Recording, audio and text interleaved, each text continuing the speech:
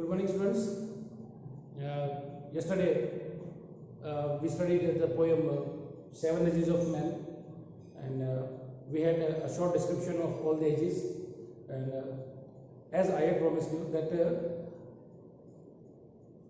looking at the importance of the examination and the probability of the questions, मैं इन सारी edges को, क्योंकि exam के अंदर ना पॉसिबिलिटी ये हो जाती है कि कौन सी एज पूछ लेंगे.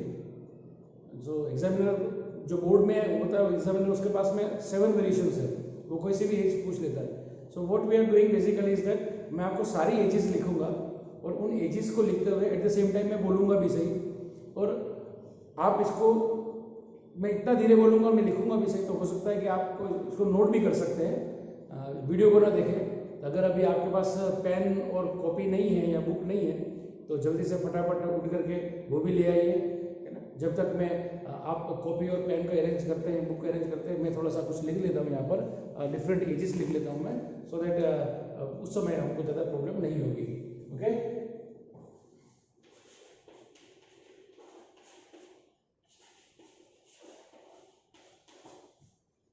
तो as you can see first age, पहली आयु. तो जो कल भी मैंने बताया था, first age is of infant, इसलिए हमको यहां पे लिखना है इन्फेंट. अब यहाँ पे ध्यान दीजिएगा, एग्जामिनर जब ऐसे पूछता है कि which is the first age of a man, तो आपको इतना ही लिखना है इन्फेंट. अब उस समय जब वो इन्फेंट होता है वो करता क्या है, तो आपको ये लिखना है प्यूक्स. बताया था मैंने, दूध बाहर निकालना है, उल्टी करना, प्यूक्स एंड म्यूज इन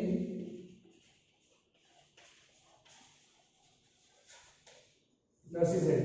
ये कवरेज आ रही है वहां तक, ठीक है. Pukes and mews in nurse's head. तो so first age is of infant, नवजात मासूम बच्चा है. प्यूक्स उल्टी करता है, एंड म्यूज, प्यूक्स का मतलब होता है उल्टी करना, और म्यूज का मतलब होता है पतली आवाज में रोना. अब आप सोचते हैं पतली आवाज में रोना क्या होता है, मैंने आपको बताया था. ये छोटे बच्चे जो होते हैं ना, बहुत नवजात होते हैं, उनकी बहुत पतली आवाज होती है, आंखें भी नहीं खुली होती है, उस रोने को म्यूज कहते हैं. कि basically mew is a word that is related with cat, बिल्ली के साथ में जुड़ा हुआ है. तो आपको याद रखना है first age is of infant in which he pukes and mews in nurse's head. ठीक है, तो इसको आप नोट कर लेना. अब हम बात करेंगे सेकंड एज की. वापस बोल देता हूं मैं, first age is of infant, और उसमें आपको लिखना है pukes and mews in nurses are, उसके हाथों में या उसके बाहों में वो उल्टी करता है और रोता है. Now next we move on to second age. दूसरी एज बताई थी मैंने आपको, is of a school boy, school जाने वाला लड़का है. ठीक है, और उसकी विशेषता क्या है, does not want to go to school, उसको स्कूल नहीं जाना है. Walks like a snail, snail घोंगा, एक बहुत ही धीरे चलने वाला जानवर होता है, उसके जैसे वो चलता है ना. और उसका जो फेस है, face science in the morning, उसका चेहरा जो है वो सुबह चमकता है क्योंकि वो नहाया धोया हुआ है. और फिर ये वर्ड बताया था मैंने, satchel. Satchel means school bag. A satchel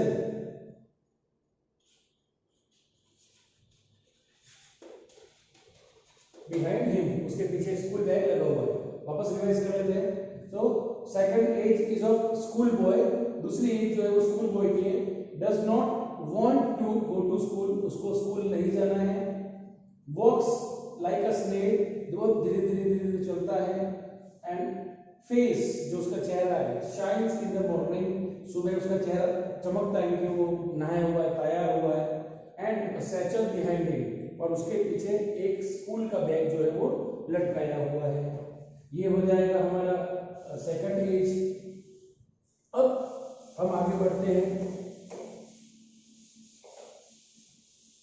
मैं इसके नोट्स भी जो है वो आपको ग्रुप में डाल दूंगा ताकि आप इसको नोट्स को प्रिपेयर कर सके। फिर आते हैं हम ऑन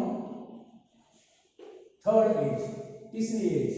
बताया था मैंने आपको, इट्स ऑफ लवर। यहां पे वो क्या बन गया है, ही हैज बिकम अ लवर, वो प्रेमी बन गया है। अब वो क्या करता है, ही इज सैड, वो उदास है।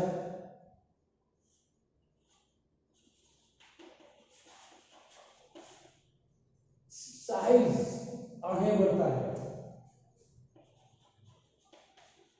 एंड राइट्स बैलेड, दुख भरे गीत लिखता है। दुख भरे गीत लिखता है। अच्छा, उसका विषय क्या है, तो उसका विषय है ऑन हिज मिस्ट्रेसेस आईब्रो। आपको बताया था मैंने, उसको उसका अपनी मिस्ट्रेस की आईब्रो के ऊपर वो गीत लिखता है। अब यहां पर कल भी बताया था मैंने कि वो आईब्रो के ऊपर लिखता है बेसिकली, बट आईब्रो नहीं है यहाँ पे word. The actual and correct word is on he rights songs on her beauty, उसकी सुंदरता पे वो गीत लिखता है। लेकिन यहाँ पर उसको कवि ने उसको यूज किया है आईब्रो के रूप में, तो हमको उसको आईब्रो के रूप में ही लिखना है। ये हो जाती है हमारी third age, is of lover, जिसमें he is very sad, he sighs, आहें भरता है, राइट्स बैलेड्स, दुख भरे गीत लिखता है ऑन हिज मिस्ट्रेस आईब्रो। अब हम बढ़ते हैं आगे।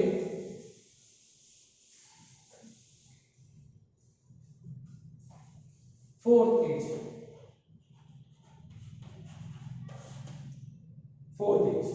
अब उसकी फोर्थ एज क्या है, fourth age is of soldier, सैनिक बन गया। और अब उस सैनिक की क्या विशेषता है, अब उसको हम बोलेंगे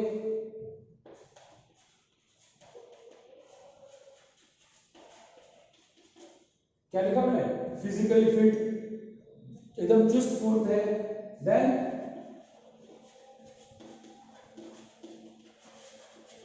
रेडी टू फाइट, लड़ने के लिए तैयार है। लड़ने के लिए तैयार है का मतलब ये नहीं कि वो झगड़ालू है, झगड़ालू नहीं है। एक सैनिक हमेशा is ever ready to fight with the enemies, अपने दुश्मन से लड़ने के लिए हमेशा वो तैयार होता है। So he is physically fit, ये उसकी विशेषता है। Then he is ready to fight, और वो क्यों लड़ने के लिए, सैनिक क्यों लड़ता है, सैनिक अपने लिए नहीं लड़ता है, सैनिक लड़ता है अपने देश के लिए। लेकिन जब वो देश के लिए लड़ता है तो उसका भी सम्मान बढ़ता है, और वो सम्मान कितनी देर का होता है, इसलिए उसको हम बोलते हैं bubble reputation. Bubble reputation, bubble reputation का मतलब क्या होता है, व्हाट इज बबल, बबल एक बुलबुला होता है, it is a very short life, थोड़ी देर का होता है, आता है और फूट जाता है। तो सैनिकों में भी कुछ ऐसा होता है, सैनिकों जब युद्ध में कोई प्रदर्शन करते हैं तो उनकी बहादुरी के लिए उस युद्ध तक ही उसको याद रखा जाता है, ऐसा नहीं कि उसके गुणगान पूरे, क्योंकि अगली बार जब युद्ध होगा तो उसको वापस शुरू से बहादुरी या वापस अपना कौशल दिखाना होगा। So fourth age is of soldier in which he is physically fit, ready to fight for bubble reputation. ये हो जाती है हमारी फोर्थ एज। अब हम आगे बढ़ते हैं, we move on to the fifth age, और फिफ्थ एज में ही बिकम्स अ जज।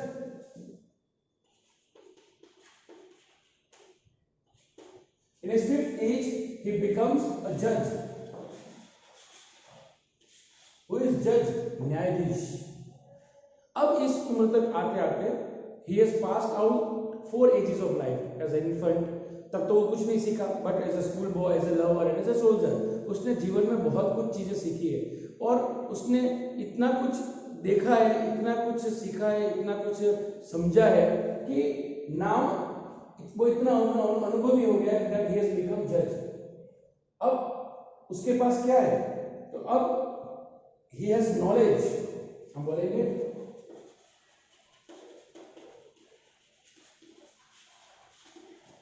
he has knowledge of modern world,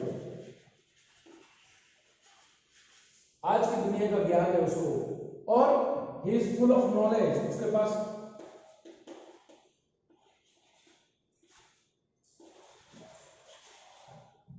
ज्ञान हो गया उसके पास में, केवल आधुनिक ज्ञान का ही सब ज्ञान, और he is mature, अब वो ज्यादा परिपक्व हो गया है।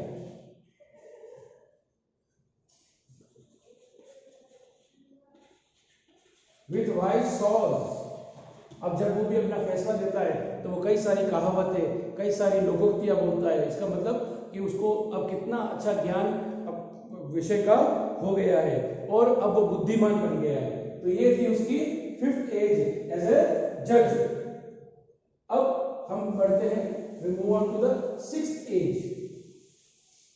कल कुछ बच्चों का फोन आया कि गुरुजी आप बहुत ज्यादा इंग्लिश में बोलते हो, इसलिए आज मैं थोड़ा सा हिंदी में ज़्यादा समझा रहा हूँ, क्योंकि उनको नोबल नेचर के अंदर थोड़ा सा प्रॉब्लम हुआ।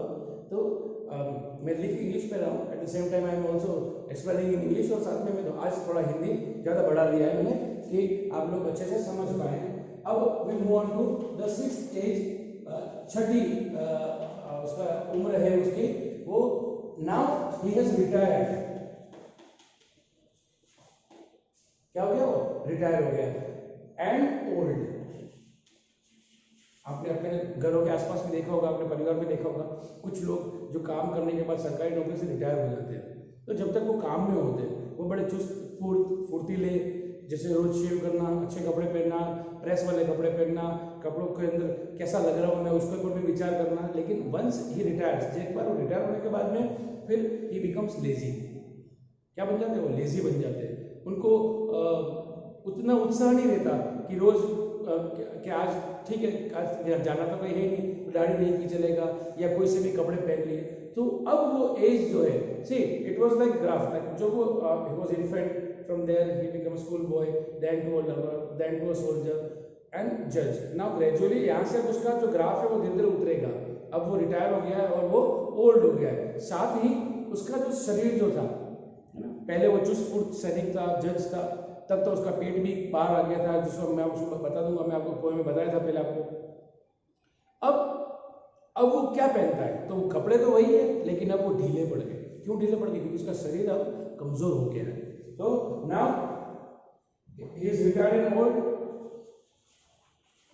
वियर्स लूज फिटिंग क्लोथ्स, ढीले ढाले कपड़े पहनते। कपड़े किसी के मांग के नहीं लाए, कपड़े उसी के, लेकिन अब शरीर उसका जो है वो उतर गया है। एंड वियर्स स्पेकल्स, अब हमेशा उसको चश्मे की जरूरत पड़ती है क्योंकि उसकी आंखें जो है वो कमजोर हो गई है। And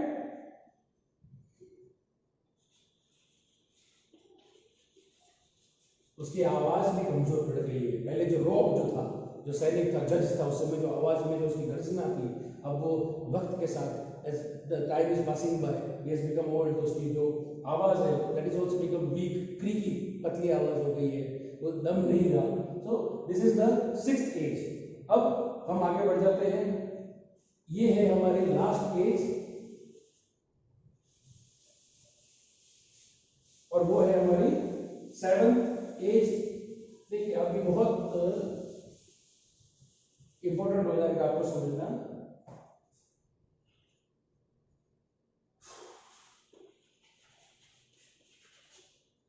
seventh age, and that age is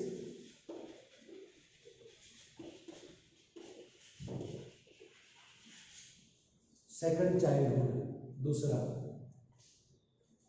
ऐसा कहते हैं कि व्यक्ति की बचपन की और बचपन की दोनों की उम्र समान होती है। छोटा होता है तब उसको मीठी चीजें पसंद लगती है, जिद्दी होता है, हठीला होता है। बूढ़े लोग जो हो जाते हैं ना, जो रिटायरमेंट के बाद की उम्र होती है, उनके पास जीवन में दो ही चीजें होती है। एक तो होती है अपनी यादें, कि वो पूरा अब जो जीवन भर जो उन्होंने किया वो उस यादों के सहारे ही जीते। और दूसरा कि वो जो नहीं किया वो सब वो कब करेंगे या पहले कर चुके हैं, सेकंड चाइल्डहुड। इसीलिए मैं बता रहा हूँ बचपन और बचपन का बड़ा संबंध होता है। तो अब वो क्या करते हैं, अब उसके अंदर हो गया है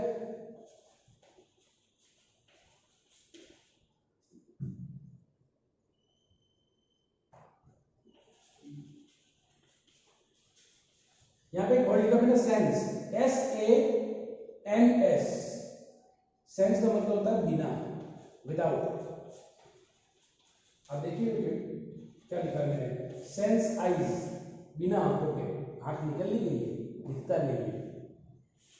सेंस ईयर्स, अब उनको सुनाई नहीं देता है। एंड सेंस टेस्ट, अब उनको वो स्वाद भी नहीं रहा। तो अब क्या बचा है, अब उनके पास बचा है हिज मेमोरीज, उनकी जो पूरे जीवन काल की यादें हैं, उसी जीवन काल की यादों को वो अब संजोए हुए हैं।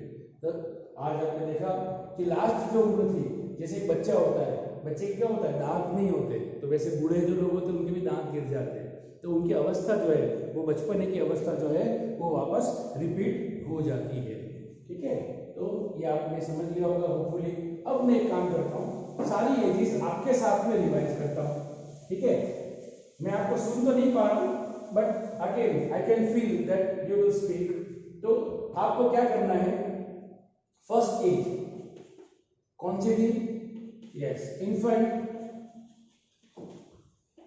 सेकंड एज कौन सी थी, इट वाज स्कूल बॉय। हम इसको ऐसे याद करेंगे। थर्ड एज कौन सी थी, it was a lover. And fourth age कौन सी थी, it was a soldier. Fifth age कौन सी थी, ही वाज जज। अब यहां तक तो वो एक्टिव था, बट फ्रॉम हियर ऑनवर्ड्स जैसे वो छठी एज में जाता है, now he is retired and old. And seventh age उसकी हो जाती है, he comes into his second childhood, या बिल्कुल ओल्ड एज। तो इस प्रकार से हमने 7 एजेस ऑफ मैन के 7 characters that a man plays in his life पढ़े हैं। इसको रिवाइज कीजिएगा और कोई भी प्रॉब्लम हो तो मुझे कॉल करें। Thank you.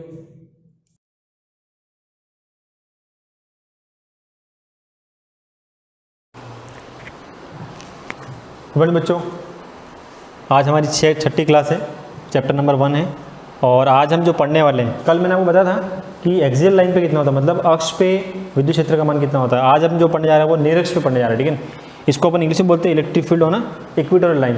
मतलब जैसे कोई रेखा है ना, जैसे यहाँ पे -q यहाँ पे +q है, उसके परपेंडिकुलर कोई रेखा होती है और वहाँ पे उस पॉइंट पे अपन इलेक्ट्रिक फील्ड निकालते हैं, उसको हम बोलते हैं, क्या बोलते हैं उसको, इक्वेटोरियल लाइन बोलते हैं। ठीक है, और अगर उसके अक्ष पे निकाले अपन, जैसे अक्ष तो उसको बोलते हैं अपन एक्सियल लाइन इंग्लिश में। ठीक है, चलो तो अपन चालू करते हैं। हम आज का टॉपिक क्या है, electric field on equatorial line. ठीक है, चलिए नेक्स्ट चलते हैं अपन। देखो इसमें क्या होता है, पहले अपन डायग्राम देख लेते हैं। डायग्राम बहुत जरूरी है, डायग्राम अगर आपको बनाना आ गया तो आप सब कुछ कर सकते हो। ठीक है, मतलब आपको डेरिवेशन रखने की जरूरत नहीं पड़ेगी। ठीक है, तो मैं डायग्राम सबसे पहले डायग्राम बना रहा हूँ। ठीक है, डायग्राम क्या करेंगे, सबसे पहले यहाँ पे -q लेना, क्या लेना अपन को, -q। ठीक है, ये ले लिया अपन ने -q। ठीक है, फिर देखो यहाँ से मैंने लाइन खींची और यहाँ क्या ले लिया मैंने, +q। ये ध्यान रखना, डायग्राम में हमेशा यहाँ माइनस आएगा और यहाँ पे प्लस आएगा, ध्यान रखना इस चीज़ को। ठीक है, अब मैंने क्या कर दिया, इसके सेंटर पॉइंट को मैंने मान लिया O। तो अपन को पता है ना, सेंटर पॉइंट में इधर भी A और इधर भी A, ये ले लिया। फिर अपन क्या बोल रहे हैं, इस सेंटर से यहाँ पर अपन एक दूरी पर पॉइंट P ले लिया। क्या ले लिया अपन ने, पॉइंट P ले लिया। ठीक है, यहाँ पे पॉइंट P ले लिया इस तरह से, है ना, ये पॉइंट P ले लिया।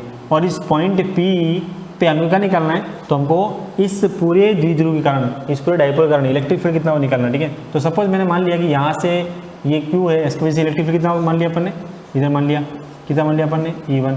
और यहाँ पे जो है इलेक्ट्रिक फील्ड क्या मान लिया अपन ने, E2 मान लिया, ये लो E2 मान लिया। ठीक है, तो यहाँ पे ना इसको अगर मिलाऊँ मैं आगे, यहाँ ट्राइंगल बन जाएगा। ठीक है, ये ट्राइंगल बन जाएगा इस तरह से। ठीक है, ये ट्राइंगल बन गया। अब यहाँ पे हम E1 तो ये रहा और E2 ये रहा। ठीक है, लेकिन क्या हो रहा है ना, दोनों दिशा अलग अलग हैं, एक इधर जा रहा है, एक इधर जा रहा है, तो इनका रिजल्ट निकल के आएगा। रिजल्ट मतलब परिणाम निकल के आएगा, और वो परिणाम किस तरफ होगा, इस तरफ होगा, है ना। तो यहाँ पे क्या हो गया, तो यहाँ पे अगर इसका देखें अपन, तो जैसे मान लो ये एंगल थीटा है, यहाँ पर भी अपन एंगल थीटा मान लिया। अगर ये थीटा है तो अगर ये दोनों लाइनें समांतर हैं और एक तीसरी जगह काटती है, तो ये थीटा ये भी कितना होगा, थीटा होगा, ये भी कितना होगा, थीटा होगा। और ये यहाँ पर भी ऐसे हो रहा है कि ये एक लाइन है और दूसरी लाइन है, और ये तीसरी जगह कट रही है, तो यहाँ पे भी क्या हो गया, ये थीटा हो गया। समझ में आया कि नहीं है। अब है ना, इसके कंपोनेंट अगर बात करें अपन, ये E1 है और यहाँ पर ये E2 है, तो इसका जो घटक होगा जो पैरेलल में आएगा, लेकिन जिस तरफ कॉन थीटा उस तरफ क्या होता है, कॉस थीटा। तो यहाँ क्या आएगा, E1 कॉस थीटा, और यहाँ पे कितना आएगा, E2 कॉस थीटा, है ना। E1 cos theta, E2 cos theta, clear है। तो मेरे पास में यहाँ दो घटक हो निकल के आ गए, E1 कॉस थीटा, और यहाँ पे आ गया E2 कॉस थीटा, ठीक है। ये दो निकल के आ गए, E1 cos theta, E2 cos theta. अब देखो इसके दो घटक और भी होंगे, कौन से साइन वाले, कौन कौन से यहाँ पे, E2 साइन थीटा, और यहाँ पे अगर ऊपर देखें इधर ऊपरी तरफ E1 साइन थीटा। देखो होता क्या है, ये जो घटक है ना E1 साइन थीटा और E2 साइन थीटा, ये आपस में समान है। समान होने की वजह से क्या होता है, एक दूसरे को काट देते हैं। कहीं पे भी कैलकुलेशन में अपने कहीं पे आएगा नहीं, खाली एक लाइन लिख देंगे अपन, एक लाइन लिखेंगे कि E1 साइन थीटा और E2 साइन थीटा परिणाम में समान है, लेकिन इनकी विपरीत दिशा होने की वजह से एक ऊपर जा रहा है, एक अंदर जा रहा है, नीचे की तरफ जा रहा है। तो विपरीत दिशा में क्या एक दूसरे को कैंसिल कर देंगे, हटा देंगे, ठीक है। तो अल्टीमेटली बचा कौन, E1 cos theta, E2 cos theta. अगर ये दोनों हमारे पास में वैल्यू हैं, इनको अपन जोड़ देते हैं आपस में, अगर अपन जोड़ दें आपस में तो क्या मिल जाएगा, यहाँ पे देखो E1 cos theta plus E2 cos theta, ठीक है ना। आपस में अपन ने इनको जोड़ दिया, ठीक है। जोड़ने पे क्या मिल गया आपको, एक रिजल्ट मिल जाएगा। क्या मिल जाएगा आपको, रिजल्ट मिल जाएगा, ठीक है। अब अपन को क्या निकालना है, E1 और E2 का मान निकालना है। E1 और E2 का मान निकाल दो, इसमें रख दो, ठीक है। यहाँ पे देखो E1 अपन ने यहाँ रखा था, फिर प्लस यहाँ पे क्या कर दिया अपन ने, E2 कर दिया, और हमने कॉस थीटा को यहाँ पे निकाल दिया, E1 प्लस E2 और कॉस थीटा का मान निकाल दिया। अब आपको E1 और E2 का मान निकालना आना चाहिए, ठीक है। क्या मान निकालना चाहिए, E1 और E2 का मान निकालना। ये लो E1 का मान निकालते हैं अपन, E1 बराबर, ठीक है। E1 का मान कैसे निकालेंगे, KQ/R², KQ/R, ठीक है। तो सबसे पहले अपन ने दिया K का मान कितना होता है, 1/4πε0, ठीक है। तो KQ/R², मतलब दूरी किस पॉइंट पे निकालना है, तो अपन E1 किसके बोल रहे हैं, E1 Q, तो यहाँ से लेके यहाँ तक की दूरी कितनी होगी इस ट्राइंगल में। देखो ये R है और ये है, तो ये त्रिभुज का क्या हो गया, कर्ण हो गया। क्या हो गया, ये कर्ण हो गया, हाइपोटेनस हो गया। और ये कितना होगा, तो ये हो जाएगा R² प्लस A², क्या आ गया पे, रूट आ जाएगा, ये रूट आ गया, ठीक है। तो यहाँ पे कितना लगूंगा मैं, इस तरह से, और इसका स्क्वायर कर देंगे। जब इसका इस दूरी का स्क्वायर करेंगे तो कितना निकल के आएगा, R² प्लस A² निकल के आएगा, है ना। क्यों आया, क्योंकि रूट क्यों हट गया, क्योंकि यहाँ पे अपन स्क्वायर कर दिया रे, KQ/R² होता है। उसी प्रकार से E2 की बात करें अपन, है ना, E2 की बात करें अपन, कितना आएगा पे, KQ/R प्लस A, ये सेम ही आएगा। क्यों सेम आएगा बताओ, क्यों सेम आया यहाँ पे, इसकी वजह से भी इस पॉइंट पे बताओ क्या कारण है। ये दूरी और ये दूरी दोनों कर्ण है, दोनों हाइपोटेनस है, समान है आपस में दूरी, क्योंकि ये भी R है और ये भी ये है, तो ये दूरी भी क्या होगी, समान होगी। अगर अपन देखें तो E1 और E2 का मान कैसा आ रहा है, सेम आ रहा है, KQ/R² प्लस A² और KQ/R² प्लस A², ठीक है। यहाँ थोड़ा लिखने में प्रॉब्लम हो रही है, फिर भी आप समझ सकते हो, ठीक है। आपको मैं नोट्स भेजूंगा, उसमें आपको नोट्स में लिखते हुए समझना, ठीक है, ठीक है। चलिए आगे चलते हैं अपन, नेक्स्ट आगे चलते हैं। अब क्या करना है अपन को, E1 और E2 को अपन डबल कर सकते हैं। देखो ये दोनों बराबर है तो क्या करते हैं अपन, 2 × E1 कर दिया अपन, देखो यहाँ पे E1 कर दिया अपन ने, ठीक है। और यहाँ पे क्या लिख दिया अपन ने, cos थीटा लिख दिया, ठीक है। यहाँ पे ये अपन ने cos थीटा कर दिया, 2E1 cos थीटा आ गया, क्लियर है यहाँ पे। अब क्या करना अपन को, दोनों जो वैल्यू है E1 की वो यहाँ पर रख देनी है, ठीक है। नेक्स्ट पेज पे चलते हैं अपन, नेक्स्ट पेज अपन ने किया, ठीक है। तो नेक्स्ट में क्या आएगा यहाँ पे, नेक्स्ट हमारे पास वैल्यू आ जाएगी, कितना आएगा यहाँ पे, 2E1 cos थीटा, ठीक है, ये आ गया। अब नेक्स्ट में देखो 2E1 जो है ना यहाँ पे, E1 कितना है, KQ/R² प्लस A², ये हो गया। फिर cos थीटा का मान कितना है, तो cos थीटा का मान अपन निकाल के बताता हूँ आपको मैं, यहाँ पे ट्रायंगल बनाता हूँ मैं पूरा, ठीक है। ये हमारे पास में क्या है, आर है, ये हमारे पास में ए है, और यहाँ पे अपने थीटा है। मुझे बताओ कॉस थीटा कितना होता है। तो हम जानते हैं कॉस थीटा कितना होता है, कॉस थीटा बराबर होता है आधार बटे कर्ण। आधार कितना है, ए, और कर्ण कितना है, a r square plus a square, ये रूट है, तो ये कितना आ गया, r square plus a square, और यहाँ कितना आ गया, ये रूट आ गया। इसको अपन को वैल्यू पुट कर देनी यहाँ पे कॉस थीटा की वैल्यू। तो 2e1 का मान अपन ने रख दिया, कॉस थीटा का मान अपन यहाँ पे देते हैं a upon r square plus a square, ठीक है, यहाँ पे लिख दिया अपन ने। अब क्या करना है, गुणा करा देना है, कितना आएगा भाई, देखो 2 है ना, इसको अपन अंदर ले दें तो यहाँ पे कितना आएगा, देखो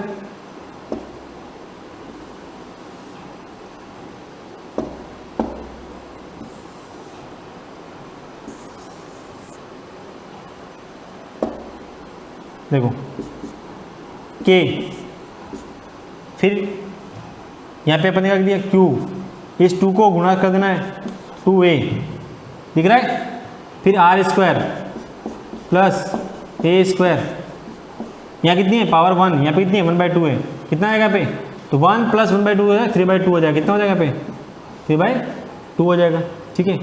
नेक्स्ट में बराबर ये कितना आएगा, पी हो जाएगा, कितना हो जाएगा पे, पी हो जाएगा, ठीक है। तो के पी हो गया, और बटे में कितना आ गया पे, r square plus a square, और इसका कर दिया अपने, ठीक है। यहाँ पे पावर 3/2 आ गई, क्लियर है यहाँ पे। नेक्स्ट में देखो इधर, अब क्या करना है अपन को, केस लेके चलेंगे अपन। अगर मैं मान लेता हूँ कि यहाँ पे आर स्क्वायर ए स्क्वायर से बहुत बड़ा है, ठीक है भाई, इसकी जगह क्या लिख दिया अपन ने, इसको हटा के इसकी जगह अपन ने क्या लिख दिया, पी लिख दिया, तो कितना आ गया के p upon r square plus a square, ठीक है। अगर मैंने ये मान लिया कि आर का मान ए से बहुत बड़ा है, तो अपन नेक्स्ट स्टेप क्या करेंगे, इसको हटा देंगे, किसको, इस ए को हटा देंगे। फिर देखो नेक्स्ट क्या बनता है, नेक्स्ट स्लाइड में चलते हैं अपन। तो यहाँ पे अपन हटा दिए नीचे, तो क्या आएगा यहाँ पे के, यहाँ पे आएगा पी, और बटे में आर स्क्वायर की पावर 3/2, 2 से 2 कट गया, कितना आएगा यहाँ पे के पी अपॉन आर की पावर 3। ये हमारे पास में इधर इक्वेटोरियल लाइन पर, मतलब निरक्ष रेखा पर हमारे पास में विद्युत क्षेत्र निकल गया, ठीक है। मैंने अक्ष पे क्या निकाला था, याद करो अक्ष पे क्या निकाला था, तो इलेक्ट्रिक फील्ड का निकाला था अपन ने अक्ष पे,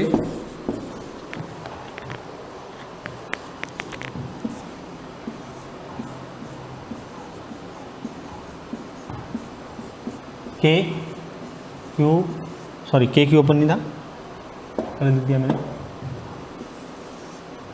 यहाँ निकाला था अपन ने अक्ष पे के 2p अपॉन आर की पावर 3, डबल था जस्ट, अक्ष पे क्या था, डबल था, अक्ष पे क्या था, हमेशा डबल आता है, और यहाँ पे कितना होता है के पी है, वहाँ पे 2kp होता है, डबल हो जाता है, यहाँ पे भी आर की पावर 3 है, वहाँ पे आर की पावर 3 है। अगर एग्जाम में क्वेश्चन आ जाता है अक्ष और निरक्ष का अनुपात कितना होता है, तो हमेशा देखना अनुपात कितना होता है, 2/1 होता है, ठीक है। अक्ष और निरक्ष में जो अनुपात होता है कितना होता है, 2/1 होता है, ध्यान रखना इस चीज़ को, क्लियर है। चलिए आगे चलते हैं अपन, ये आपका अक्ष और निरक्ष समाप्त हो गया, ठीक है।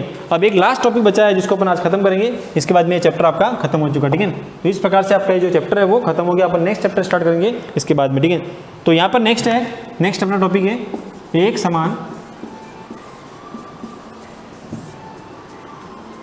समान विद्युत क्षेत्र में द्विध्रुव आघूर्ण, ठीक है, द्विध्रुव आघूर्ण, ठीक है, ये हमारा टॉपिक है। अब देखो क्या इसका मतलब क्या है, एक समान विद्युत क्षेत्र में विद्युत आघूर्ण क्या है। देखो सबसे पहले अपन एक समान विद्युत क्षेत्र बनाए, ये लो, ये देखो, ठीक है। इसमें अपन ने एक द्विध्रुव रख दिया, ये यहाँ पे द्विध्रुव रख दिया, ठीक है, ये इस तरह से कर दिया अपन ने, यहाँ पे प्लस का क्यू आ गया और यहाँ पे माइनस का क्यू आ गया, ठीक है, ये रख दिया अपन ने।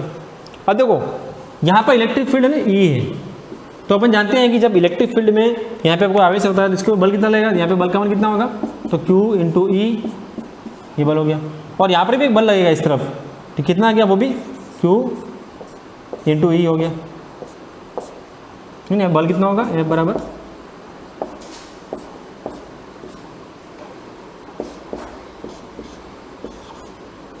Q इंटू E, ठीक है। ये अपना बल हो गया, इस तरफ भी बल हो गया और इस तरफ भी बल हो गया।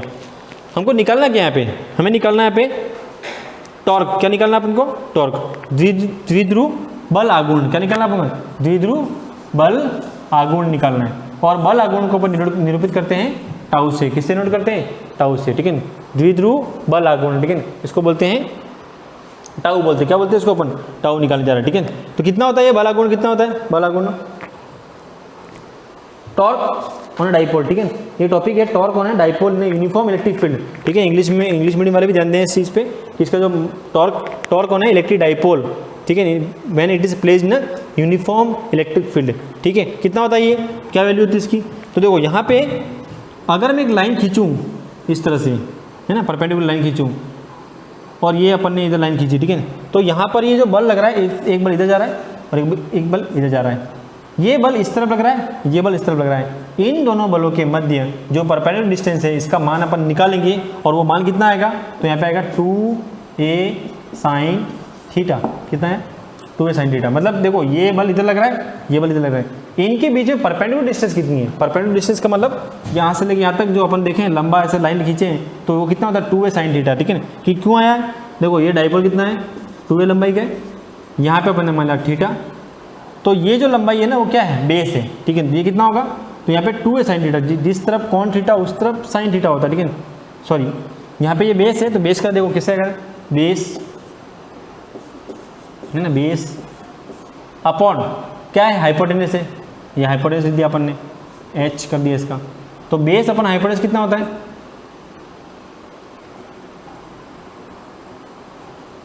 यहाँ पे थोड़ी गड़बड़ हो रही है अपने पास में, हमको इसकी वैल्यू निकालनी है।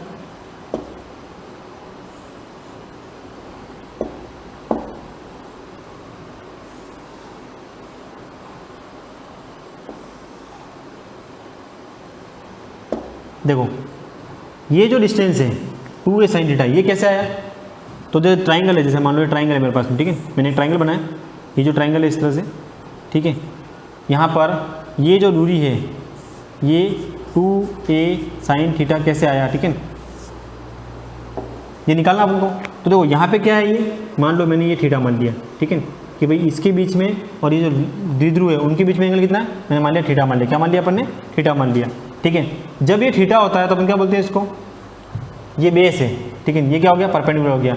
तो परपेंडिकुलर अपॉन हाइपोटेनस, ठीक है, परपेंडिकुलर अपॉन हाइपोटेनस कितना होता है ना, लंब बटा कर्ण क्या होता है, साइन थीटा होता है। कितना होता है यहाँ पे, साइन थीटा हो गया। तो यहाँ पे देखो परपेंडिकुलर कितना है, पता नहीं, हमको निकालना है परपेंडिकुलर, क्योंकि ये परपेंडिकुलर निकालना है, ठीक है। हाइपोटेनस कितना है, तो ये है 2a, कितना है 2a।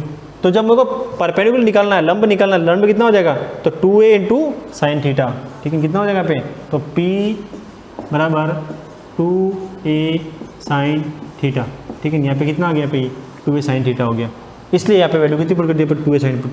तो यहाँ पे टॉर्क कितना होता है, देखो टॉर्क का फार्मूला है बल इंटू बलों के मध्य लंबवत दूरी, है ना। क्या आएगा यहाँ पे, बलों के मध्य लंबवत दूरी, ठीक है, परपेंडिकुलर डिस्टेंस। इसको शॉर्ट में लेता हूँ, यहाँ पे लिख नहीं पा रहा हूँ, ठीक है।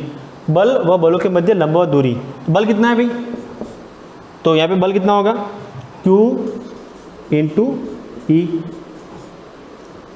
ये तो हो गया बल। और बलों के मध्य लंबवत दूरी कितनी हो गया, तो 2a साइन थीटा, ये आ गया, ठीक है। तो को QE 2a साइन थीटा आएगा, ठीक है ना। अब इसको मैं अगर सॉल्व करूँ, आगे सॉल्व करूँ, तो टाउ इज इक्वल टू, इसको सॉल्व, इसको अरेंज करते हैं, रीअरेंज, ठीक है। कितना आ गया, 2a, यहाँ पे अपन Q ये ले लिया और यहाँ पे लिख दिया अपन ने E और यहाँ पे दिया साइन थीटा, ठीक है। मैंने क्यों किया ऐसा कि कोई भी चार्ज और उनके मध्य दूरी कितना होता है, ये P हो जाता है। कितना हो गया, ये P, यहाँ पे कितना आ गया E, और यहाँ कितना आ गया, ये साइन थीटा आ गया, ठीक है। यहाँ पे कितना आ गया, टाउ आ गया।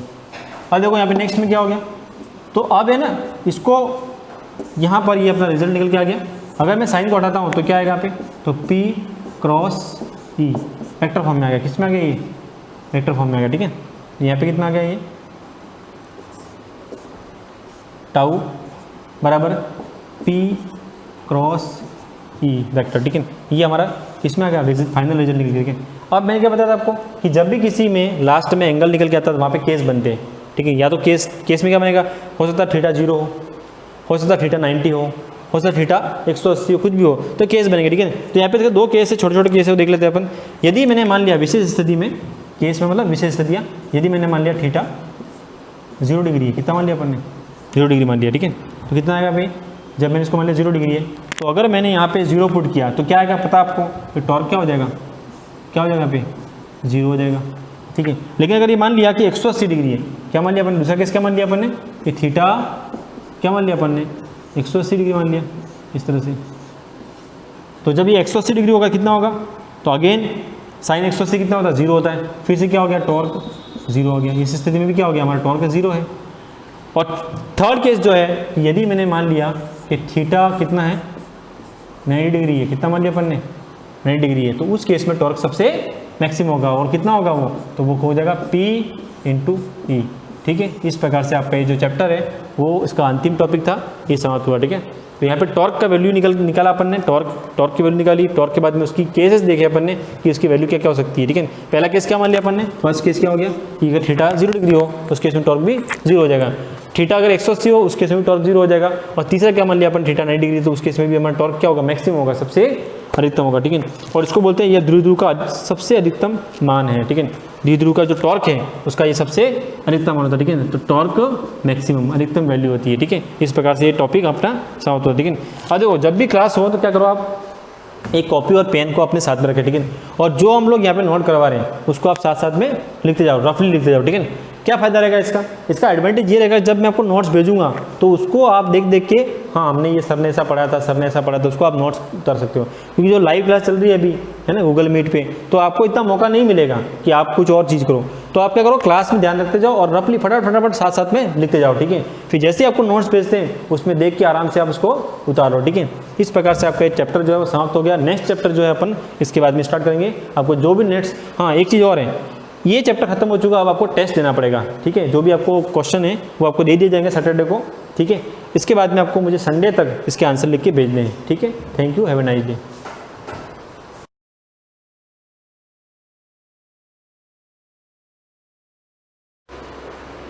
गुड मॉर्निंग बच्चों। प्रीवियस लेक्चर्स में हमने स्टार्ट किया था हेलो एल्केन या एल्किल हैलाइड प्रिपरेशन मेथड, यानी बनाने की विधियाँ, विरचन यानी बनाने की विधियाँ या प्रिपरेशन मेथड। फर्स्ट पढ़ा था हमने हाइड्रोकार्बन से हम कैसे हेलो एल्केन फॉर्म कर सकते हैं।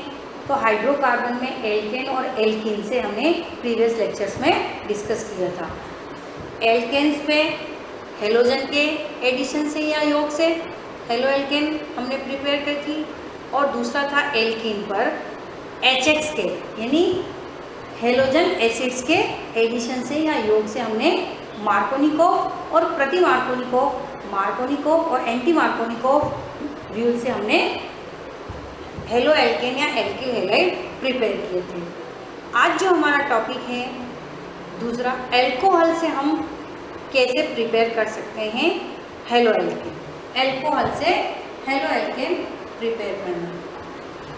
एल्कोहल से हेलो एल्केन हम 3 मेथड से बना सकते हैं। एल्कोहल की हेलोजन एसिड से, हेलोजन एसिड्स का मतलब HX, HCl, HBr और HI। HF को नहीं लेते क्योंकि फ्लोरीन बहुत ज़्यादा रिएक्टिव होता है इसलिए। तो फर्स्ट है हेलोजन एसिड से एल्कोहल की, दूसरी पढ़ेंगे हम एल्कोहल की थायोनिल क्लोराइड से रिएक्शन, और थर्ड पढ़ेंगे हम एल्कोहल की फॉस्फोरस हैलाइड से रिएक्शन।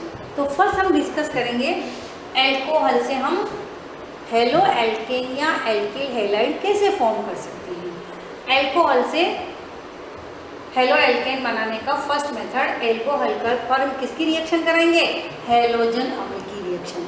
हेलोजन अम्ल में 3 एसिड्स हैं, HCl, HI और HBr। सबसे पहले HCl।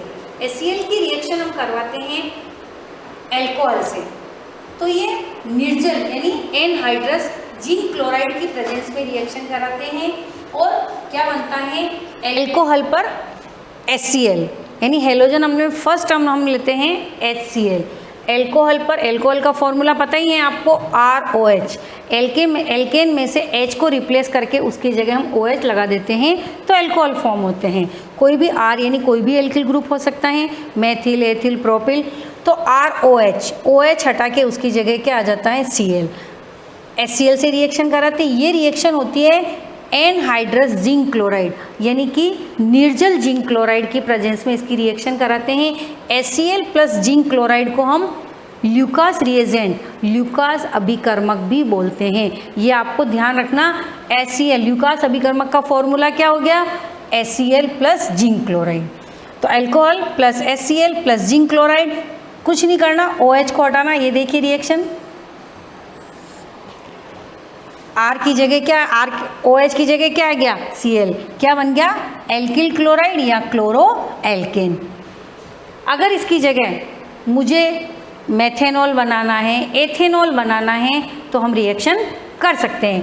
फॉर एग्जांपल R की जगह मैंने क्या ले लिया C2H5, ये हो गया R, इसकी जगह ये एथिल। R की जगह मैंने क्या ले लिया एथिल, एथेनॉल या एथिल अल्कोहल। इसकी रिएक्शन किससे कराएंगे HCl से, किसकी प्रेजेंस में निर्जल जिंक क्लोराइड की। ये देखिए OH, इसका H हटाना, इसका OH, क्या फॉर्म हो जाएगा C2H5Cl। क्लोरो एथेन या एथिल क्लोराइड फॉर्म होगा और वाटर अलग से रिलीज हो जाएगा। तो कोई भी एल्किल क्लोराइड हमको बनाना है या क्लोरो एल्केन बनाना है तो हम इस मेथड से हम प्रिपेयर उसको कर सकते हैं। लेकिन इसमें अगर हमको RBr या RI बनाना है तो हम HCl और जिंक क्लोराइड का यूज़ नहीं करेंगे, उसकी जगह हमें कंसनट्रेट H2SO4 लेना पड़ता है। क्यों? क्योंकि कंसनट्रेट H2SO4 के साथ रिएक्शन कराते हैं तो जो NABr और NaI जो बनता है वो क्या करता है, उसकी प्रेजेंस में रिएक्शन होती है और जो वो क्या करते हैं वाटर को एब्जॉर्ब कर लेते हैं, तो रिएक्शन क्या होती है इजी हो जाती है। तो सबसे पहले हमने अल्कोहल की HCl से पढ़ी, अब अल्कोहल की HBr से रिएक्शन कराएंगे कंसनट्रेट H2SO4। तो रिएक्शन HBr और H2SO4 की रिएक्शन डायरेक्ट नहीं होती है। HBr की रिएक्शन करने के लिए हमें H2SO4 की रिएक्शन किससे करानी पड़ती है NABr से। NABr से रिएक्शन कराएंगे,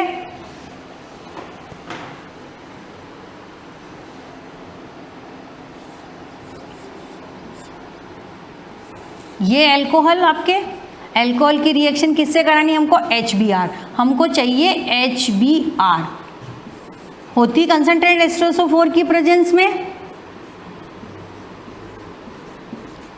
लेकिन आपको कंसनट्रेट H2SO4 ही लिखना, लेकिन वास्तव में रिएक्शन किसकी प्रेजेंस में होती है, हमें NABr लेना पड़ता है।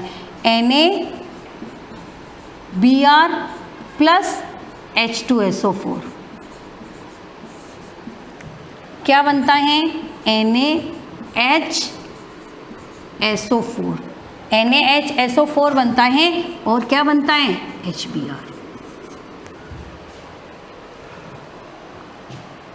ये बनता है HBr, यहाँ से डायरेक्ट फॉर्म नहीं कर सकते हैं, यानी लैब में ये प्रेजेंट नहीं होता। फिर इसकी रिएक्शन कराएंगे तो क्या बन जाएगा RBr यानी ब्रोमो एल्केन और क्या वाटर फॉर्म हो जाएगा। सेम मेथड, अगर हमको इसकी जगह क्या बनाना है आयोडो एल्केन बनानी है या एल्किल आयोडाइड बनानी है तो हमको HI चाहिए, ब्रोमो एल्केन बनानी तो Br चाहिए और आयोडो एल्केन बनानी तो हमें क्या चाहिए HI। तो रिएक्शन क्या हो जाएगी RI। लेकिन वही सेम मेथड, रिएक्शन किसकी प्रेजेंस में होगी कंसनट्रेट H2SO4 की प्रेजेंस में। तो आपको डायरेक्ट यही रिएक्शन लर्न करनी है और क्या बन जाएगा H2O। लेकिन रिएक्शन होती कैसे वो मैंने अलग से, अगर हमको Br बनाना है तो NaBr लेना पड़ेगा, और अगर Ri बनाना है तो हमें क्या लेना पड़ता है, NaI प्लस कंसनट्रेट H2SO4, इसकी रिएक्शन होती है दोनों की, और उससे हमारे को क्या बनता है, NaHSO4 प्लस HI। तो ये मेथड हो गया एल्कोहल की HX यानी हेलोजन अम्लों से रिएक्शन। अगर आप चाहो तो डायरेक्ट रिएक्शन को ऐसे भी लिख सकते हो, आर की जगह आप कोई भी चेंज हो सकता है, आर की जगह मेथिल, एथिल, प्रोपिल जो लोगे, बस आपको तो OH हटा के वहाँ पे क्या जोड़ना है, हेलोजन जोड़ना है। Cl हो तो Cl जोड़ना है, Br हो तो Br जोड़ना है, और I हो तो I जोड़ना है। यहाँ पे रिएक्शन आपको डायरेक्ट ऐसे भी दे सकते हो, फॉर एग्जाम्पल जैसे NaI plus concentrate H2SO4 Ri plus NaHSO4 plus H2। ये कंप्लीट रिएक्शन डायरेक्ट भी दे सकते हो, ये आप नहीं दो तो भी चलेगा, आप डायरेक्ट ये रिएक्शन भी दे सकते हैं। तो ये हो गया एल्कोहल से हम हेलो एल्केन कैसे प्रिपेयर करेंगे, क्लोरो एल्केन, ब्रोमा एल्केन और आयोडो एल्केन। तो ब्रोमो और आयोडो सेम मेथड है, और क्लोरो एल्केन बनाने के लिए हमको जिंक क्लोराइड और HCl की प्रेजेंस में रिएक्शन होगी, यानी ल्यूकास अभिकर्मक की प्रेजेंस में रिएक्शन होगी।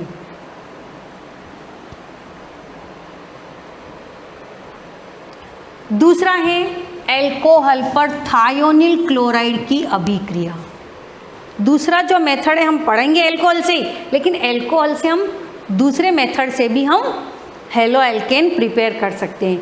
ये क्लोरो एल्केन बनाने का सबसे अच्छा मेथड है, इसको हम डार्जेन रिएक्शंस भी बोलते हैं, ये नेम रिएक्शन है, ये आपको याद रखनी है।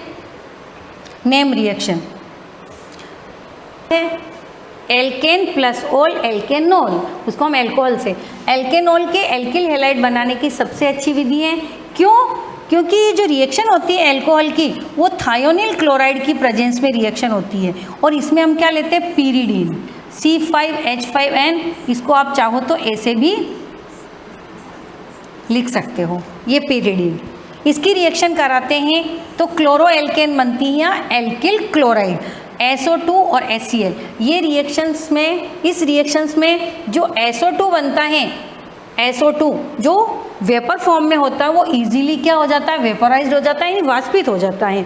और HCl क्या है, अम्ल है, और पीरिडीन क्या है, बेस है। तो ये HCl को पीरिडीन एब्जॉर्ब कर लेता है, यानी अवशोषित कर लेता है। इसीलिए इस मेथड से RCl यानी क्लोरो एल्केन हम अच्छे से प्रिपेयर कर सकते हैं। अगर इसकी जगह हमको ROH की जगह हम क्या ले लें, हम C2H5 ले लो, यह मैं अलग से आपको बता देती हूँ, C2H5OH। इसकी रिएक्शन किससे करा दो आप, SOCl2 से, क्या बनेगा, C2H5Cl। यानी कि केवल आपको R चेंज करना है, कोई भी R ले लो आप, कोई भी एल्कोहल ले लो, उसकी रिएक्शन हम SOCl2 यानी थायोनिल क्लोराइड से कराएंगे पिरिडीन की प्रेजेंस में, तो क्लोरो एल्केन फॉर्म होगी। ये मेथड क्लोरो एल्केन बनाने के लिए सबसे अच्छा मेथड है। क्यों क्वेश्चन आता है, तो क्योंकि इसमें बनने वाली SO2 वेपोराइड हो जाती है और HCl को पिरिडीन एब्जॉर्ब कर लेता है। इस मेथड से हम एल्किल ब्रोमाइड और एल्किल आयोडाइड फॉर्म नहीं कर सकते हैं। क्यों नहीं कर सकते हैं, क्योंकि हमें एल्किल ब्रोमाइड बनाने के लिए SOBr2 चाहिए, और एल्किल आयोडाइड बनाने के लिए हमें एल्किल थायोनिल आयोडाइड चाहिए। ये थायोनिल ब्रोमाइड और ये थायोनिल आयोडाइड। थायोनिल ब्रोमाइड जो कमरे के ताप पर यानी रूम टेम्परेचर पर अनस्टेबल है, और थायोनिल आयोडाइड अननोन है, अभी तक अज्ञात है, पता नहीं है। इसीलिए हम इससे RI और इससे RBr को फॉर्म नहीं कर सकते हैं। तो ये सबसे अच्छा मेथड डार्जन रिएक्शन से हम क्या बना सकते हैं, केवल क्लोरो एल्केन या एल्किल क्लोराइड ही फॉर्म कर सकते हैं। अब जो तीसरा है हमारा अल्कोहल की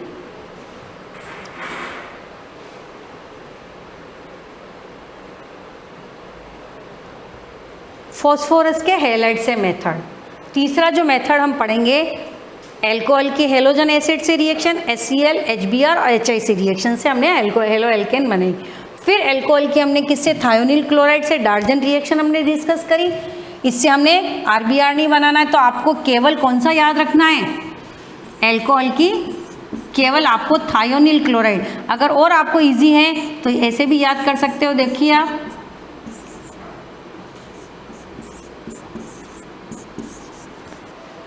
ये इजी है, देखो ये RCl, ये HCl, इससे भी आप इजीली इसको याद कर सकते हैं। अल्कोहल की थायोनिल क्लोराइड से रिएक्शन कराते हैं, क्या बनता है, RCl प्लस SO2 प्लस क्या बनेगा, HCl। ये इजी मेथड है अगर आपको और अच्छे से लर्न करना है तो।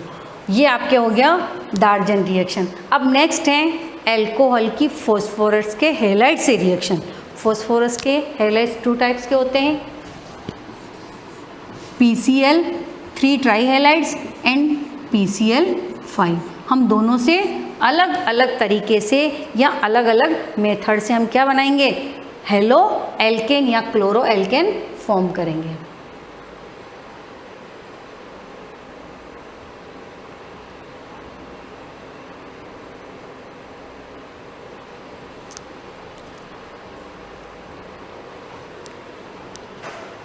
चलो सबसे पहले हम अल्कोहल की रिएक्शन PCl3 से फॉस्फोरस के ट्राइक्लोराइड से रिएक्शन हम करेंगे। फॉस्फोरस का ट्राइक्लोराइड, अगर हम अल्कोहल की रिएक्शन किससे कराते हैं, PCl3 से, ये PCl3 है, इससे रिएक्शन कराते हैं तो हमको अल्कोहल के 3 मॉलिक्यूल लेने पड़ेंगे। कैसे रिएक्शन होती है मैं बताती हूँ आपको। RCl और क्या बनेगा, ये देखिए आप अलग से बताती हूँ, ROH ROH ROH। इसकी रिएक्शन हम किससे कराएंगे, PCl3 से।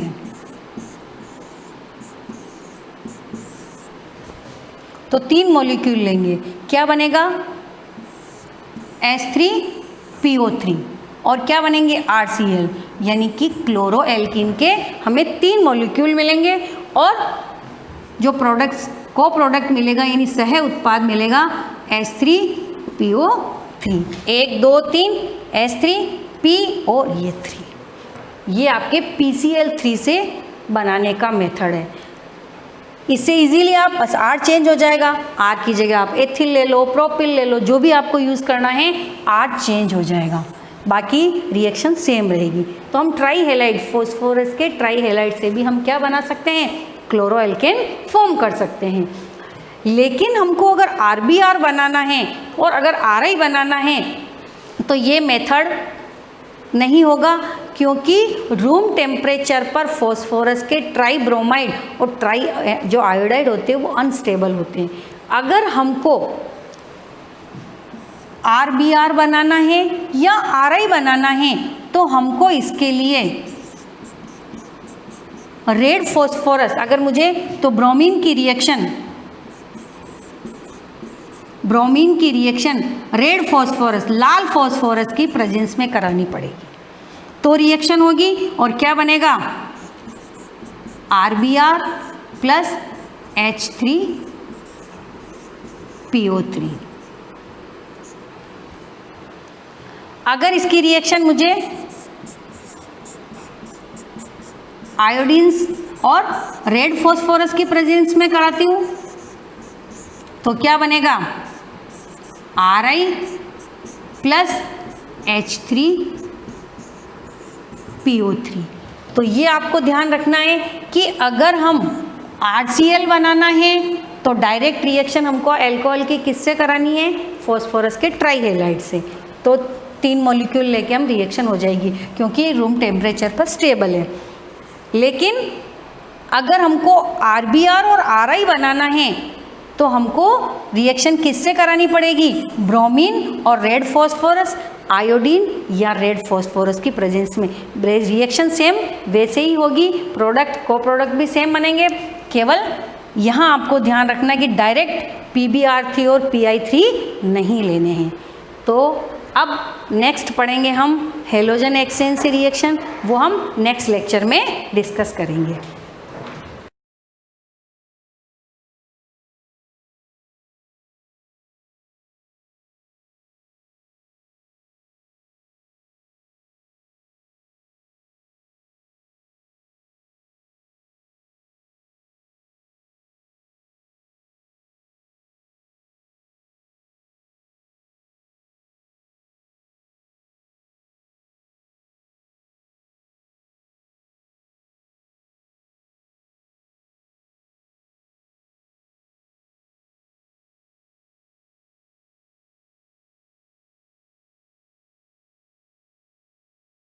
गुड मॉर्निंग डियर स्टूडेंट्स, सभी को सुप्रभात।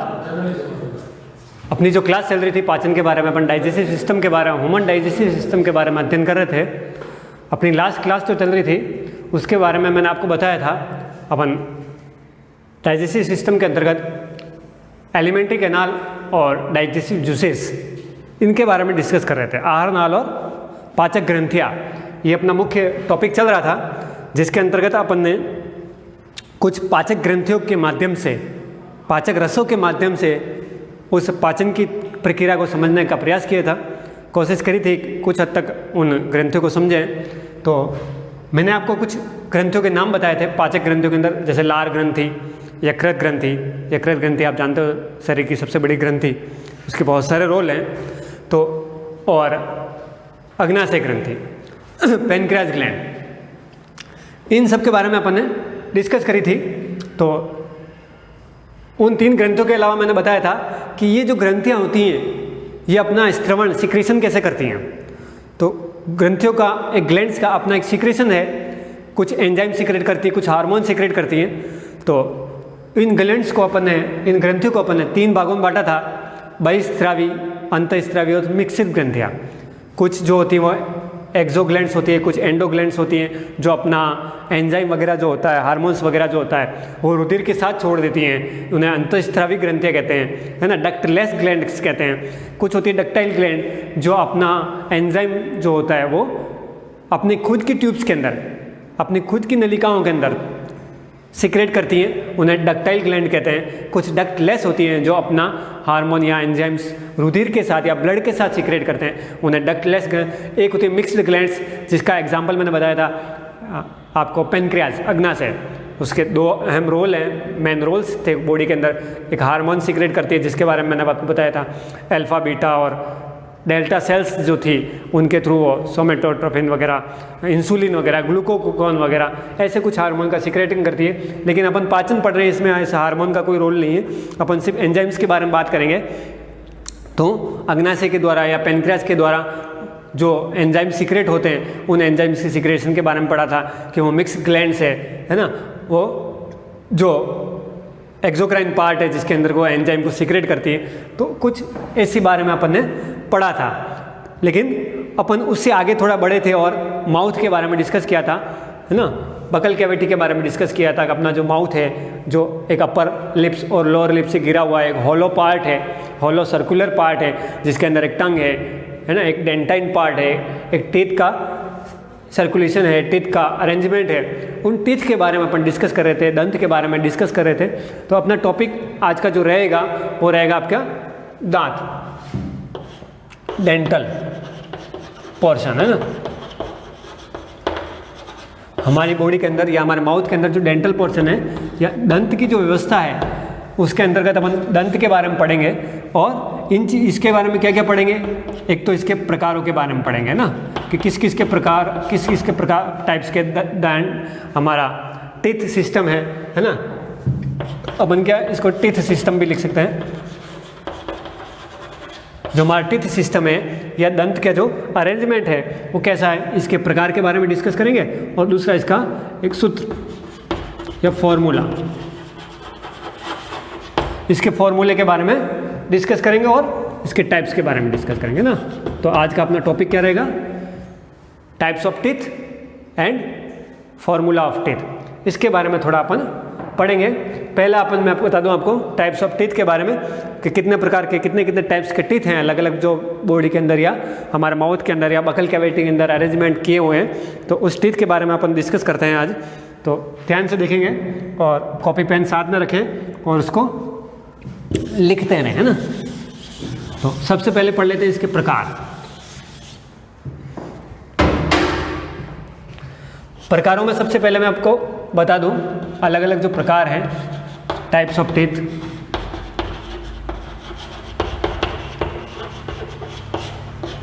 है ना।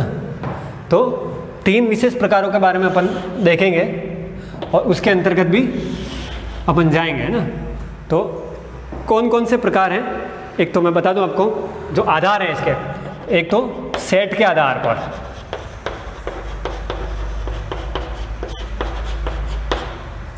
किसके आधार पर, दांतों के कितने सेट हैं उसके आधार पर। दूसरा आकार के आधार पर,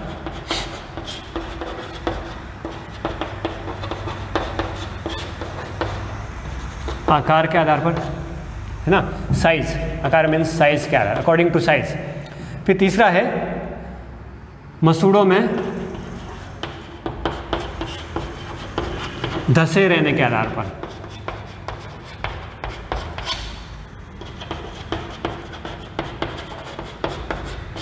मसूड़ों मीन्स गम्स, जो आपके गम्स में धसे हुए दांत हैं वो किस प्रकार के हैं उसके बारे में पढ़ेंगे। सबसे पहले पढ़ लेते हैं अपन सेट के आधार पर कि दांतों के कैसे कैसे सेट बने हुए हैं, कैसा कैसा उनका अरेंजमेंट है, उसके बारे में अपन देखते हैं। तो सेट के आधार पर दांतों को कितने भागों में बांटा गया, 3 भागों में। सेट के आधार पर दांत कितने प्रकार के हैं, टीथ कितने टाइप्स के हैं, 3 types of teeth according to their sets.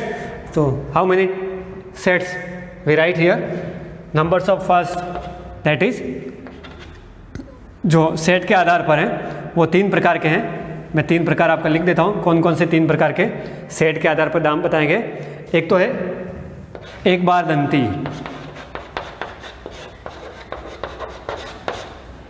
दूसरा है द्विबार दंती,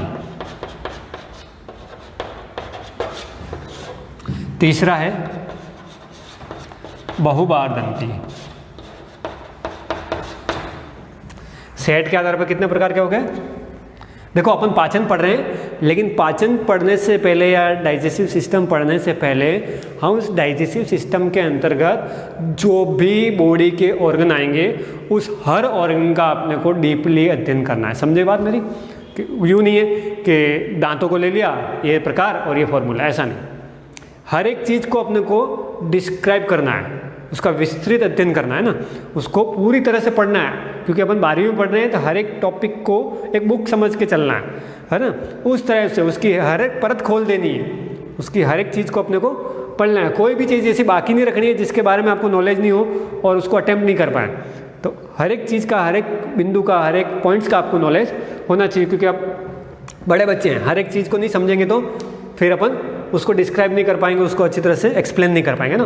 तो सेट के आधार पर जो दांत हैं एक बार दंती, द्विबार दंती और बहुबार दंती, है ना।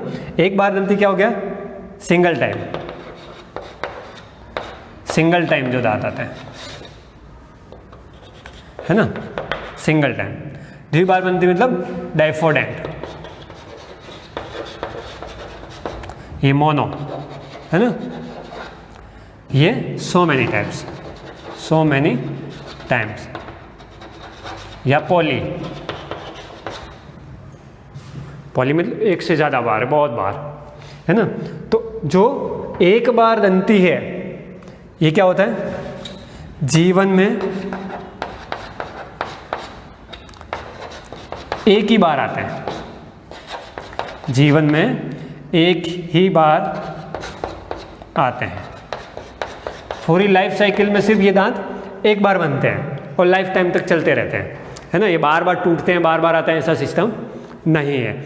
एक बार दंती मतलब ये हो गया एक बार आना और उसके बाद थम जाना, रुक जाना, स्टॉप हो जाना, है ना, उसके बाद वापस नहीं आना। वही दांत लाइफ टाइम तक चलते रहते हैं, उसको बोलते हैं एक बार दंती। एक ही सेट बनता है और एक बार में ही बनता है। इसका एग्जाम्पल मैं आपको बता दूं, जो अपनी ब्लू व्हेल मछली है, व्हेल है ना, सबसे बड़ा जंतु जगत का, वो इसका सबसे बड़ा उदाहरण है, व्हेल फिश, जिसके अंदर दांत एक बार बनते हैं और लाइफ टाइम तक वैसे के वैसे रहते हैं। दूसरा है आपका डाइफोडेंट या द्विबारदंती, जिसके अंदर क्या होता है, दांत 2 बार आते हैं। कितनी बार आते हैं? दांत 2 बार आते हैं। मतलब जो टीथ का टाइप से द्विबारदंती या डाइफोडेंट जिसे बोलते हैं, उस डाइफोडेंट के अंदर क्या होता है, जो टीथ के सेट है, वो टीथ के सेट आपके 2 बार बनते हैं। एक बार तो जिसे अपन क्या बोलते हैं, मिल्क टीथ, और दूसरे को क्या बोलते हैं, परमानेंट टीथ। जो मिल्क टीथ है वो आपके तो 7 to 8 ईयर्स तक बने रहते हैं, 7 से 8 साल तक। जानते हो जब जन्म लेते हैं तो पहले दूध के दांत आते हैं तो थोड़े कमज़ोर होते हैं, फिर वो गिरते हैं, फिर दूसरी बार जब दांत आते हैं तो वो फिर धीरे धीरे परमानेंट हो गए, फिर स्थायी दांत बन जाते हैं। इन परमानेंट को क्या बोलते हैं, स्थायी दांत। ठीक है, ये मिल्क टीथ कौन से होते हैं, अस्थायी दांत, जो पहले आते हैं, गिर जाते हैं, फिर वापस नए आते हैं। नए आने वालों को बोलते हैं परमानेंट टीथ, और छोटों को मिल्क टीथ, है ना, बच्चों के अंदर। उसके बाद स्थायी बन जाता है। फिर बहुबारदंती में क्या होता है, जो टीथ का टाइप से वो कई बार आता है, मतलब जीवन भर बार टूटे, फिर किसी ने तोड़ दिए, फिर आ गए, फिर किसी वजह से टूट गए, फिर आ गए। तो ये ज़िंदगी भर इनके जीवन भर चलता रहता है, जब तक मरते नहीं है, जब तक इनकी डेथ नहीं होती, तब तक इनके दांत का क्रम चलता रहता है। मतलब कितनी बार गिरे, 10 बार गिरेंगे, 10 बार नए आएंगे।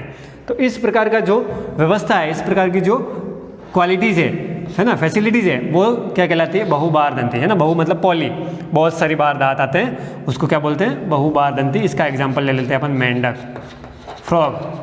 क्या एग्जांपल है इसका, फ्रॉग एंड फिश, मछलियाँ और मेंढक। इनके अंदर क्या होता है कि जो टीथ हैं वो एक बार नहीं कई बार आते हैं। हमारे अंदर क्या होता है, इसका एग्जाम्पल नहीं लिखा अपन ने, इसका एग्जाम्पल है ह्यूमन, है ना। इसका एग्जाम्पल क्या है, ह्यूमन, मानव, जिसके अंतर्गत जो टीथ का सिस्टम है वो 2 बार आता है, और बहुबारदंती में 3 बार आता है, 3 बार क्या कई बार आता है। और इसके एग्जाम्पल लिख दिए। तो एग्जाम्पल से आपको याद रखना है, एग्जाम्पल लिखना ज़रूरी है। तो सेट के आधार पर क्या क्या हो गया, एक बारदंती, द्विबारदंती और बहुबारदंती। ये टीथ का टाइप्स पहला हुआ सेट के आधार पर। फिर दूसरा अपन लेते हैं साइज के आधार पर, है ना। इस साइज के आधार पर अगर दांतों को देखें तो अपन दांतों को 2 भागों में बांटते हैं। कितने भागों में, 2 भागों में। 2 भाग कौन कौन से हैं, एक तो होता है समबारदंती और दूसरा है विषमबारदंती। विषमबारदंती, विषमबारदंती मतलब हेट्रोडेंट एंड ये हाइपोडेंट। समबारदंती मतलब जितने भी दांत हैं आपके बकल कैविटी के अंदर, माउथ के अंदर, जितने भी दांत का सेट है, डेंटल है या टीथ का सेट जो है, उस टीथ का सेट क्या है, सभी दांत एक समान। सभी दांत क्या होंगे, एक समान होंगे। समझ में आ रही है बात? सब उतार लेना है ना, याद रहे जरूरी नहीं है ना, सब दिमाग में बना रहे इतना ज़रूरी नहीं है, क्योंकि अपन बिल्कुल छोटी छोटी चीज़ें पढ़ रहे हैं, है ना। किसी किसी को मजाक भी लग रहा होगा, क्या दांत दांत करते जा रहे हैं ना, क्या टीथ के बारे में पढ़े जा रहे हैं, टीथ की इतना कौन पूछता है। लेकिन बड़े बच्चे हैं अपन, हमें सब बातों का, मैं बार बार यही चीज़ पे जोर दे रहा हूँ, सभी चीज़ों का नॉलेज होना ज़रूरी है। क्योंकि मैंने इतना सारा अभी आपके सामने लिखा है, तो कई सारों की नींद उड़ी होगी कि यार ऐसा भी होता है क्या, है ना।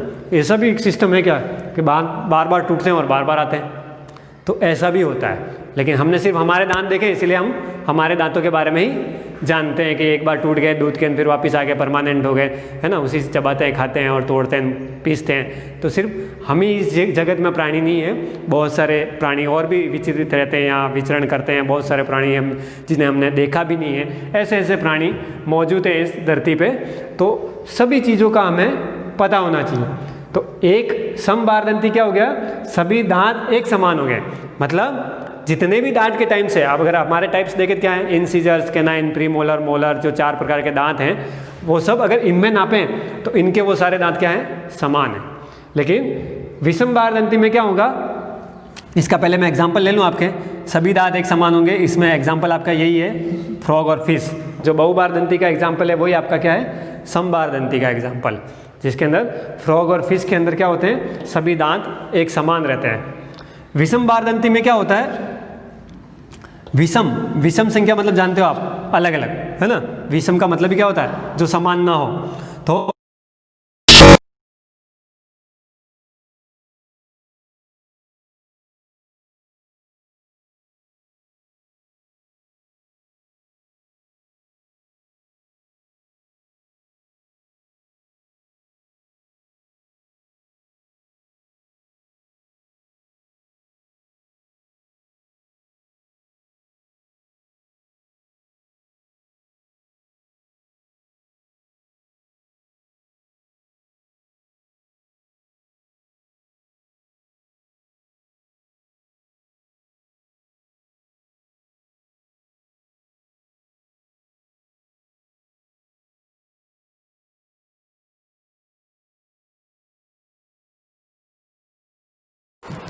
Good morning students, welcome to the class.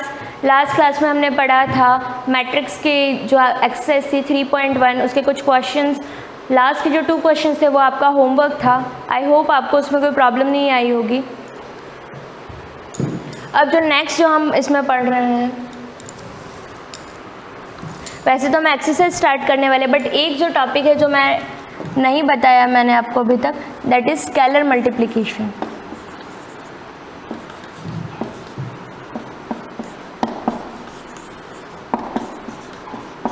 Scalar multiplication क्या होता है, या फिर इसको कहते हैं अदिश गुणन।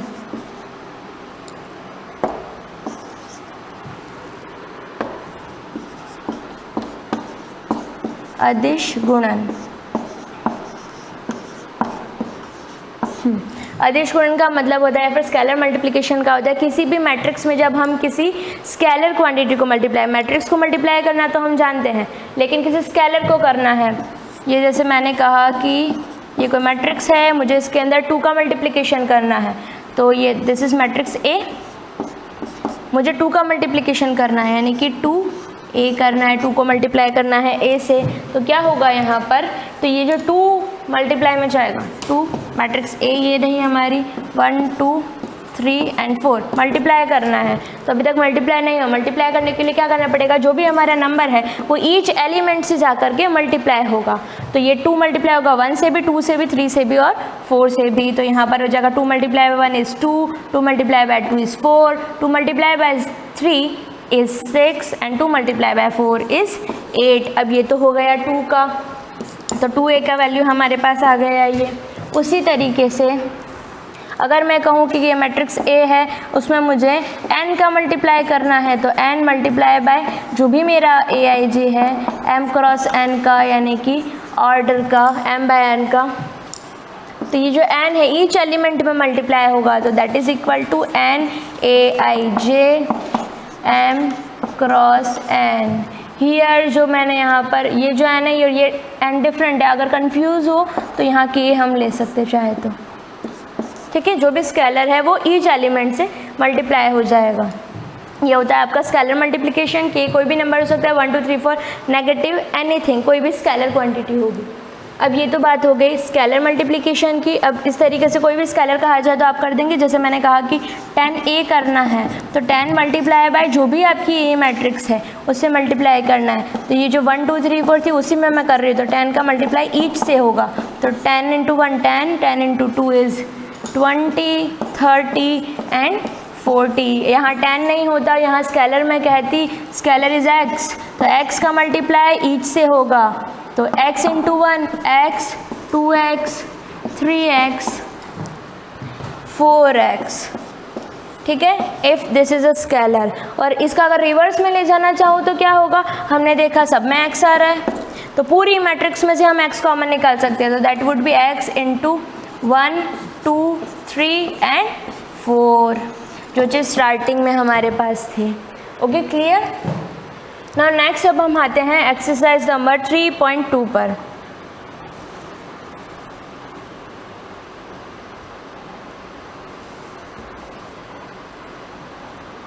थ्री 3.1 तो हमने कर ली थी, अब इसके बाद आते हैं 3.2 पर। 3.2 में क्या है, जैसे फर्स्ट क्वेश्चन है आपका a इज इक्वल टू कोई मैट्रिक्स दे रखी है, b इज इक्वल टू कोई मैट्रिक्स दे रखी है, find a plus b and a minus b. So easy, जो हमने पहले से ही पढ़ लिया, एडिशन और सब्ट्रैक्शन हमको आता है। We want to add a plus b, तो each element would add with, मतलब जैसे फर्स्ट एलिमेंट है तो फर्स्ट एलिमेंट से ऐड होगा, सेकंड से। इस तरीके से a प्लस बी अगर डायरेक्टली मैं कहूँ तो a प्लस बी का आंसर आपका आएगा -3 + 3 तो 0 हो जाएगा। 2 + 5 7, 1 - 2 -1 और 1 - 1 is 0, -4 + 4 0, 7 - 2 is 5। अब यहाँ तो मैंने डायरेक्टली लिखा है, लेकिन आपको इंडिविजुअली लिखना पड़ेगा। जैसे यहाँ पर हो रहा है -3 + 3, 2 + 5, तो ऐसे दिखाना पड़ेगा। फिर उसके बाद आपको नेक्स्ट स्टेप में लिखना है। Next is a plus b आपको दे रखा है, a माइनस बी आपको दे रखा है। आपको मैट्रिक्स a और b फाइंड करना है, ज़्यादा कोई बड़ी चीज़ नहीं है। a प्लस बी गिवन है and a minus b is given. a plus b given है आपको and a minus is also given. क्या दे रखा है ये,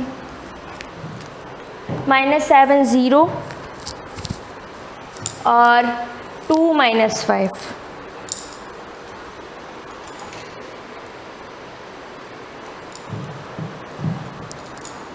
-7 0 एंड 2 - 5।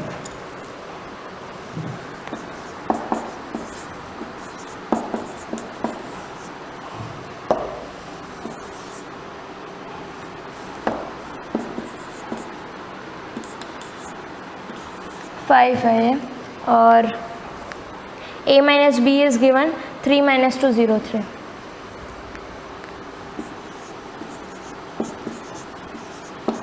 ठीक है, वैल्यू चाहिए हमको a और b की, तो हम जानते हैं इक्वेशंस को कैसे सॉल्व किया जाता है। लीनियर इक्वेशन विद 2 वेरिएबल्स, तो a plus b, a minus b, जैसे नॉर्मल मैथमेटिक्स चलता है वैसे ही चलेगा। इक्वेशन 1 से b में सब्स्टिट्यूट करो, अदरवाइज सीधा सीधा दिख रहा है a plus b, a minus b, दोनों सिमिलर दिख रहा है। इक्वेशन 1, इक्वेशन 2, यहाँ पर मैं क्या कर रही हूँ, ये प्लस का भी है, ये माइनस का भी है, दोनों को ऐड करेंगे तो b हट जाएगा। जो आपका प्रतिस्थापन विधि जो रहती है, विलोपन विधि जिसको आप कहते हैं, सब्स्टिट्यूशन प्लस माइनस, तो यहाँ पर 1 + 2 कर रही हूँ मैं। 1 + 2 किया तो a प्लस a, तो ये हो जाएगा 2a plus b minus b, ये हट जाएगा और इज़ इक्वल टू, ऐड किया है तो दोनों को ऐड करना पड़ेगा। करते हैं ऐड, तो ये हो जाएगा -7 + 3, 0 - 2, 2 + 0 विथ साइन चीज़ों को लिखना है आपको। प्लस का है तो माइनस प्लस का, माइनस का है तो माइनस का। यह -5 + 3, इसको एडअप कर लेंगे, आ जाएगा हमारे पास -4 -2 2 -2। ओके, यहाँ पर 2a है, हमको चाहिए वैल्यू a का, यहाँ 2a है, यहाँ पर मल्टीप्लाई में, उधर जाएगा तो डिवाइड में आ जाएगा। तो is equal to half of -4 -2, 2 and -2। Okay, a is equal to half से मल्टीप्लाई कर दो या फिर 2 से डिवाइड कर दो, बात एक ही है। पूरे को हाफ से मल्टीप्लाई करना है तो -4 × 2, तो यानी हाफ हो जाएगा ये, तो ये हो जाएगा -2। या फिर लिखना चाहते हो तो -4/2 -2/2, एक स्टेप और एक्स्ट्रा लिख लेना, हाफ, तो ये हो जाएगा -1, 2/2 1, -2/2 -1।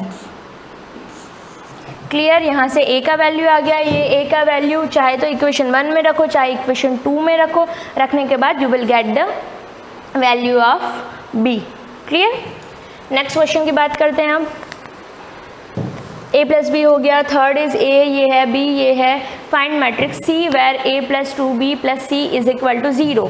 अब यहाँ पर 0 जो है वो आपका वो ज़ीरो मैट्रिक्स है। अब ज़ीरो मैट्रिक्स का मतलब क्या हुआ? ज़ीरो मैट्रिक्स मतलब जहाँ पर all elements are zero, A is given, B is given, C अपने को फाइंड करना। तो इक्वेशन दे रखी है ये, इसमें जो दे रखा है वो वैल्यूज़ पुट करो और C की वैल्यू फाइंड करो। तो यहाँ पर अगर हम बात करें तो हो जाएगा, फर्स्टली वैल्यूज़ पुट कर देते हैं।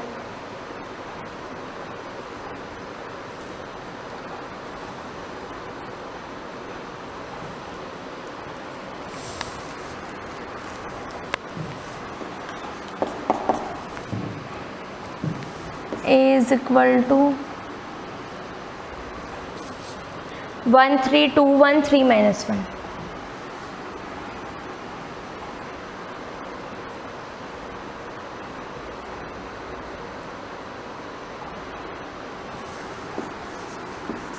One 3 2 1 3 minus 1।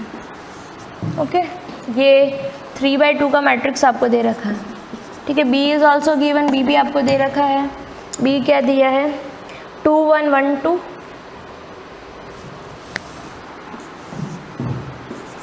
1 1 2 0 minus 1 minus 1 0 sorry minus 1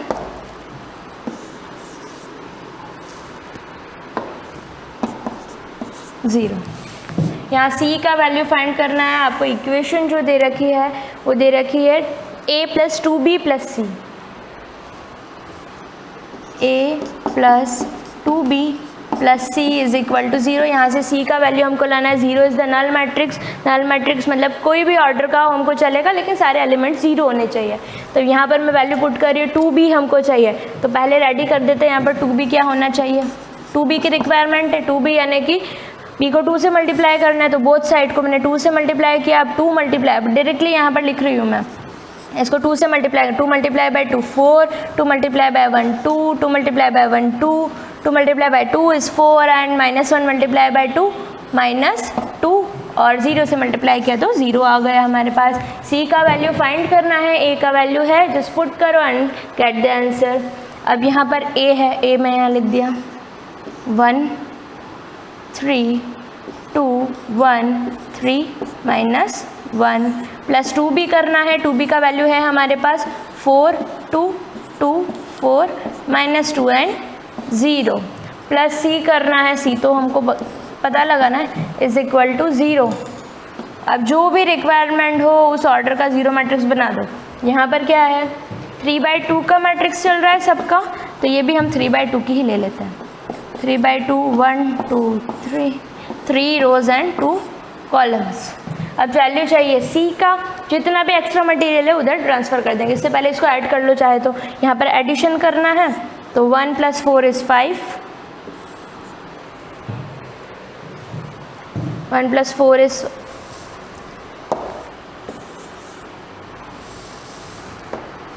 यहाँ पर लिख रही हूँ मैं इसको 1 + 4, 1 + 4 is 5, 3 + 2 is again 5, 2 + 2 is 4, 4 + 1 is 5, -2 + 3 -1 and यहाँ पर हो जाएगा ये -1। प्लस का C है, उधर 0 है,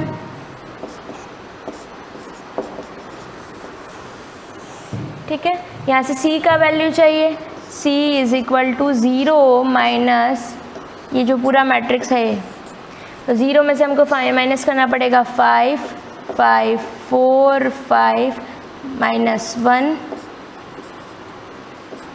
-1। तो जब 0 में से माइनस होंगे यानी कि ईच नंबर में से ईच माइनस होगा तो यहाँ पर आ जाएगा C इज़ इक्वल टू 0 में से ये सारे नंबर्स माइनस होगा तो 0 - 5 इज़ -5,